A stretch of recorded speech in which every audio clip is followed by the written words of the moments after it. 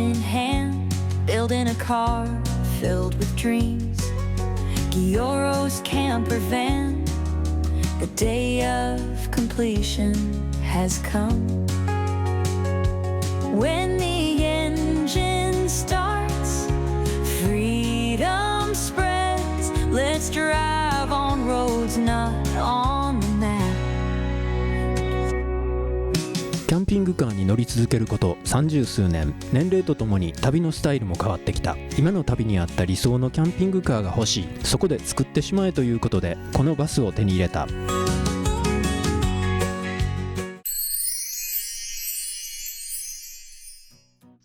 はい、今日はすごくいい天気ですね。今日はね、もういい天気なんですけど、またもうすぐ気温が下がってくる時間ですね。寒くならないうちに、もう今はね、まだ半袖で外で作業できる状態なんですよ。すごく暑くてね、今日はね。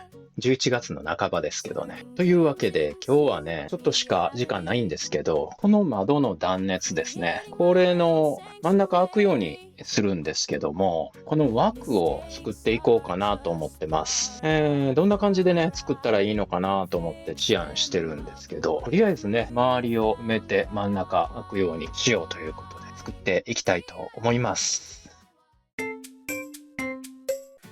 はい、そしたら材木切っていきます。これ枠になる部分ね、545。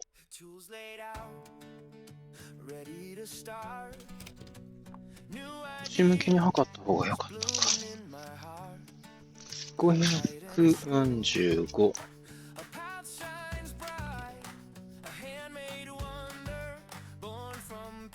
深さが足りんか。何トンやろな。545トンな。微妙に0.2 ミリぐらいかな、段差が。から縦をどうするかな。690でいくか。縦は690。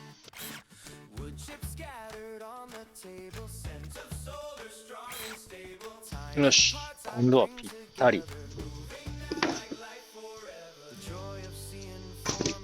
これが窓の枠になるんやけどや。角をちょっと削らなあかんのな。ちょっと合わしてこようか。よいしょ。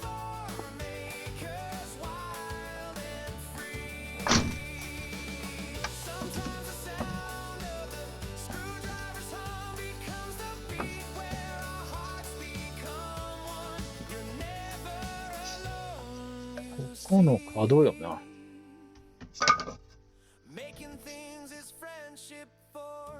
もうあれか、丸ごと削らなきゃ。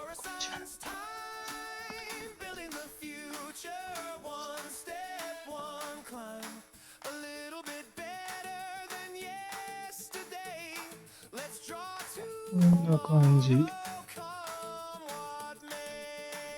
で、下も下は激しいな。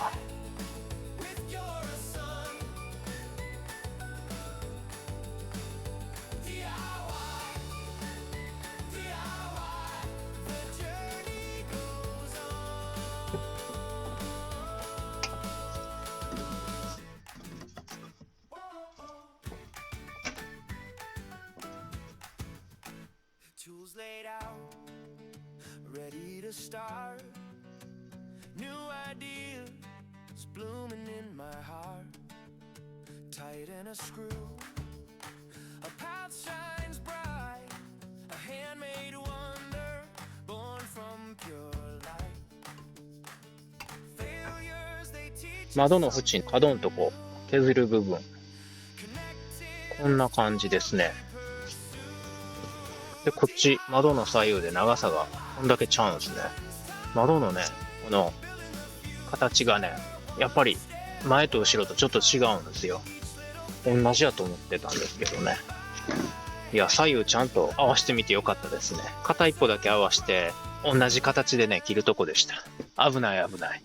そしたらね、これでいけるかな。ジグソ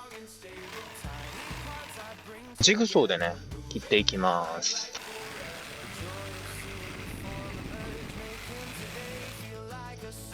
やっぱり無理か。届かねえ。これね、カーブの切りがね、長いのないんですよ。普通の木工切りでいきましょうか。曲がるかな。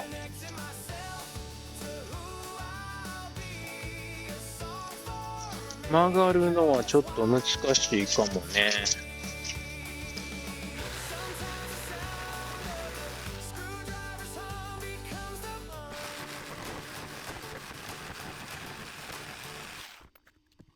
合わしてみましょうか。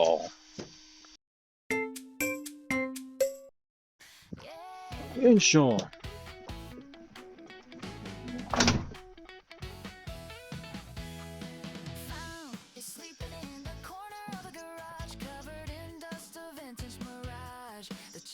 どっちがどっち？こっちか。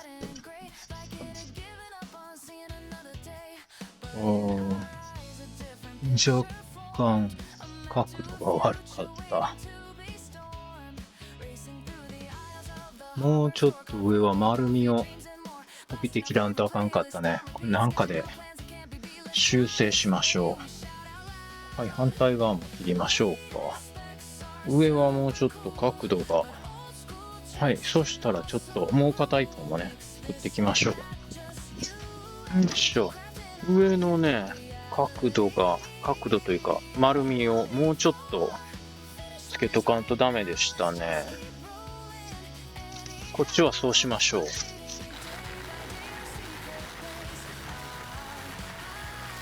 こんな感じ。そしてこっちやね。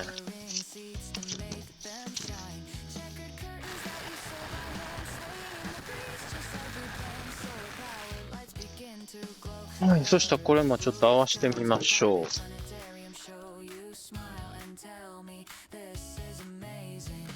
まあまあかな。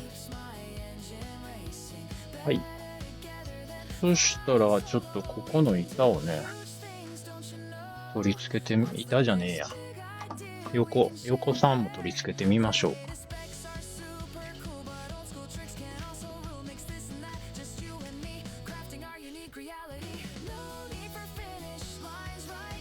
ここを若干削っとかなあかんかった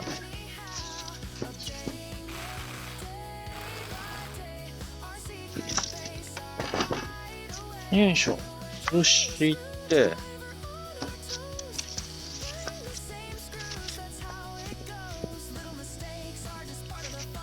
若干出る形で、ネジ穴。よいしょ。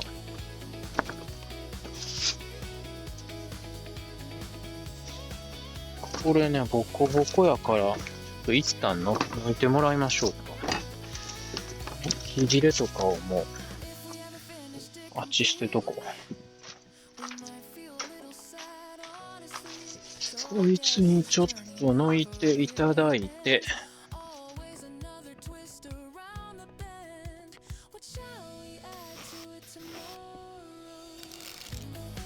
ちょっと出すぎかな。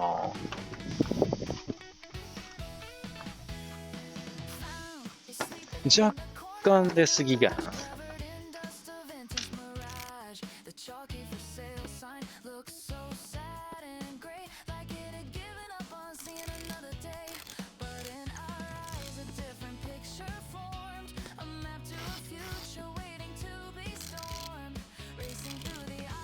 そして、ここが600。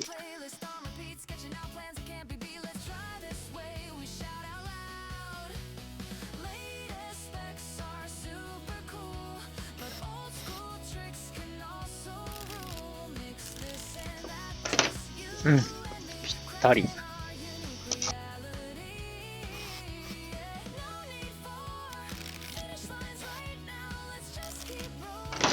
はい。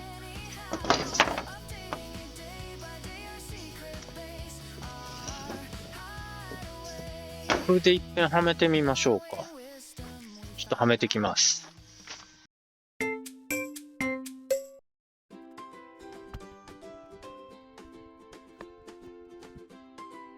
なかなかいい感じじゃないですか。ここ、カツカツやね。そしてここはなんか、薄い板でもはめようか。それか直接、でも外から見えんのか。一応ペンキ塗りたいですもんね。これ何で型取りしたらええかな。型取りすんのめんどくせえよな。なんか方法ないかな。どう仕上げるべきなのかね。この下の隙間が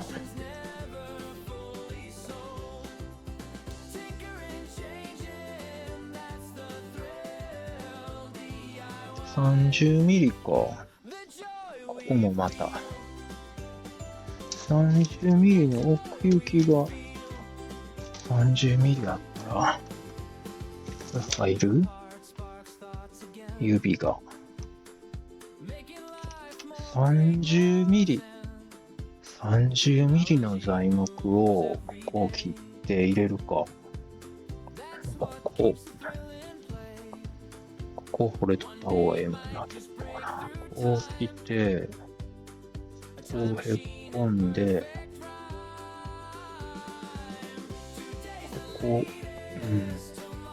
どうしようかな。こうねじれがあんのよな。この角度とここの角度が違うんですよね。難しいな。どうやって埋めるかな、ここの隙間を。なんかで型取りして、タイロフォームじゃなくて、発泡ウレタン難しいな、また。ついちゃうもんね。発泡ウレタンやったらね。テープ貼っといて紙粘土っていけんのかな。ちょっと調べてみましょうか。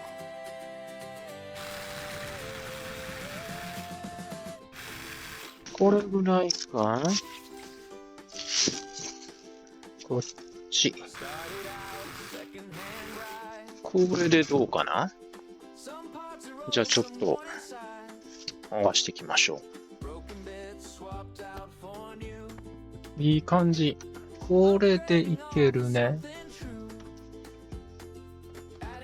あとはこの隙間をどうやって埋めていくかな。ほんまにな。悩むとこやな。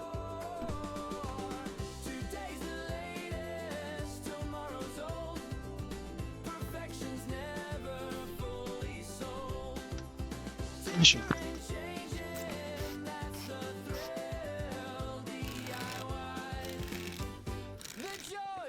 よし、これで、とりあえず、ここをどうすか、こうするかな。ここは、こういう感じで。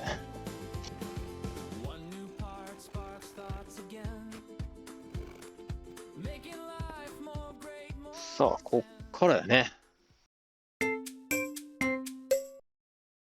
はい、注文してたね、ブラインドがやってきました。実物が来たんでね、何よりも合わしやすいですよね。というわけでですね、実物を合わしてみて、この枠をどのように完成させるか、ちょっと考えていきたいと思います。もうちょっと、この枠の厚みが欲しいんですよね。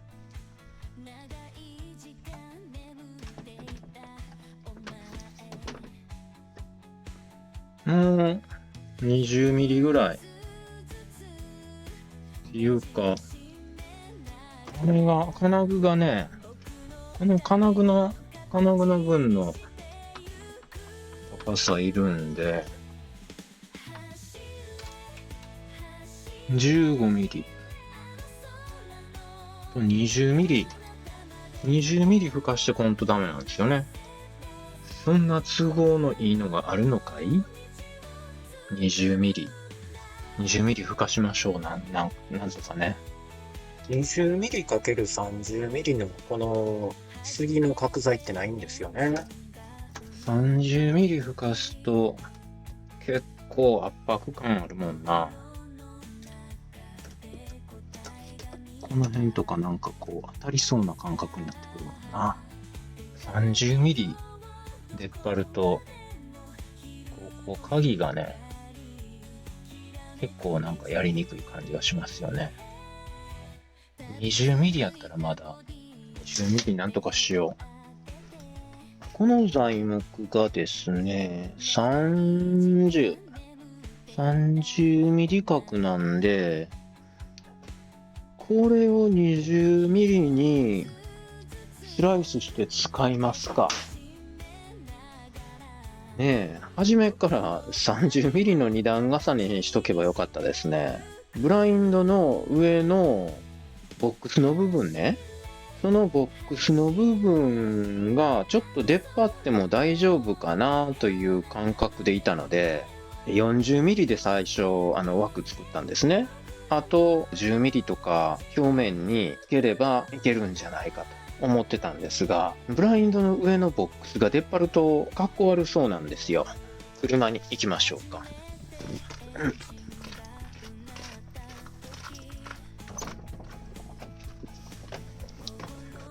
はい、このブラインドのこれがね、ちょっと出っ張る分にはあまりかっこ悪くないかなと思ってたんですが、かっこ悪くないといえばかっこ悪くないんですが、だから上だけ20ミリ付加して、その他は10ミリぐらいでも構わないということですよね。ブラインドの形に合わせてね。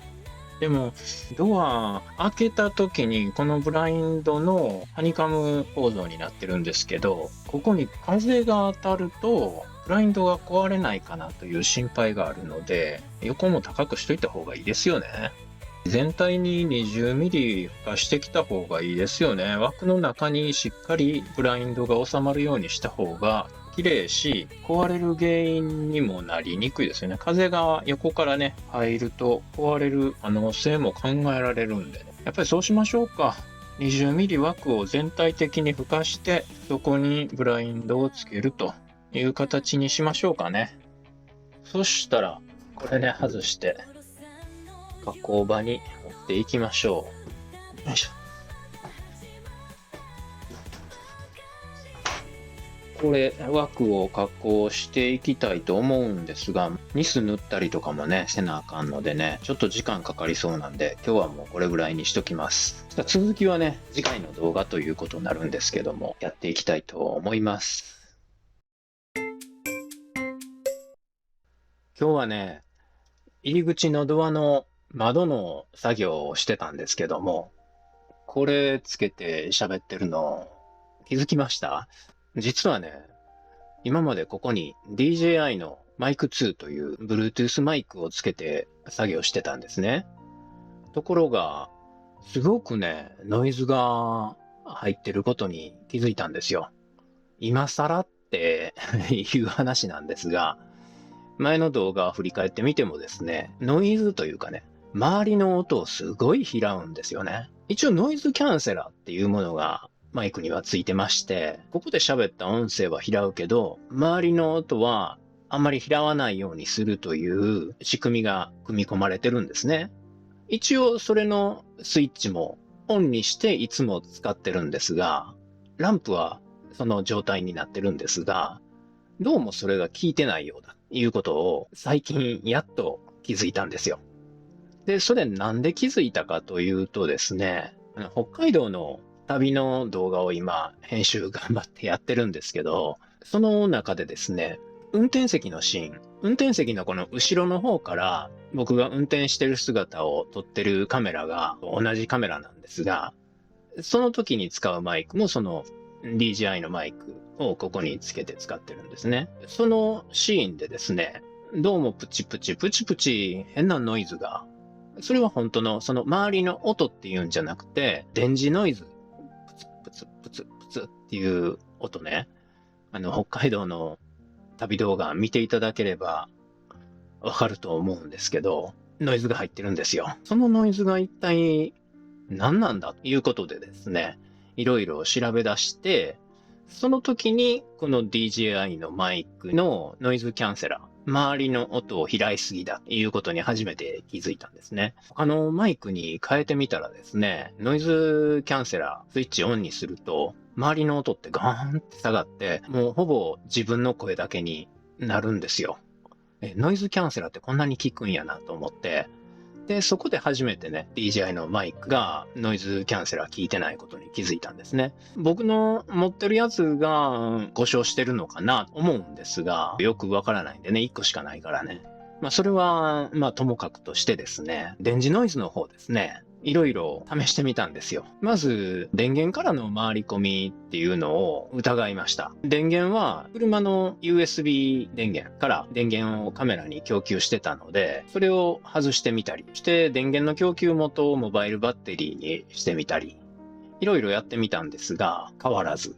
そして次にマイクを変えてみました。そうするとですね、DJI のマイク使ってる時だけプツプツプツプツっていう電磁ノイズが入るんで、どうもマイクが電磁ノイズも拾ってるようだということなんですよ。それはね、DJI のマイクの故障とかっていうことではなくて、おそらく車側のノイズがすごすぎるんだろうなと思うんですね。そのノイズの発生源なんですけど、おそらくオルタネーターじゃないかなと僕は踏んでるんですが、ちょっと特定できていません。そのノイズなんですが、今年お正月にアップした動画だと思うんですけど、車の中で心霊現象が起きてるみたいな動画を上げたことがあるんですが、マルチルームの電気や換気扇がついたり消えたりするんですね。エンジンかけると。マルチルームの電気のスイッチ、換気扇のスイッチは、タッチセンサースイッチをつけてるんで、そのタッチセンサースイッチが電磁ノイズを拾ってオンオフしちゃってると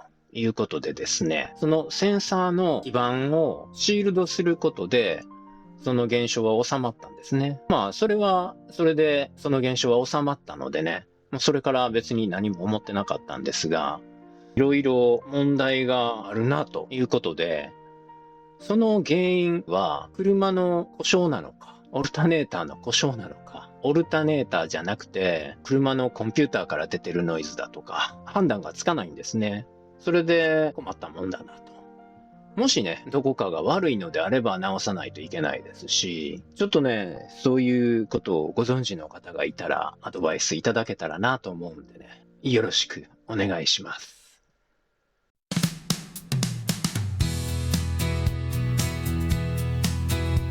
車中泊、キャンプ、旅、登山などのアウトドアの動画はサブチャンネルにアップしています。こちらのチャンネルもぜひ見てくださいね。チャンネル登録もよろしくお願いいたします。Something new's about to start beneath the sky.